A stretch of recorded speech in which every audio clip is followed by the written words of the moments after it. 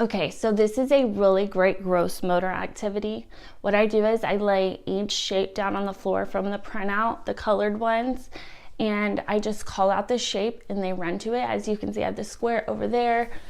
And this is just a great gross motor activity to get them moving and running around. It's especially great for during the winter when we can't necessarily go outside and play. You could also do this outside. You could use chalk on the sidewalk or the driveway, or you could even take the printouts outside, put them on a tree and the kids have to go slap them, just whatever you can do to really get them moving. So I have the square there, I have the triangle over here, and over here I have the circle.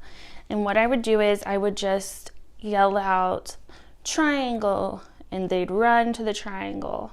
And you can even space them out further than this. I just wanted to give you a little idea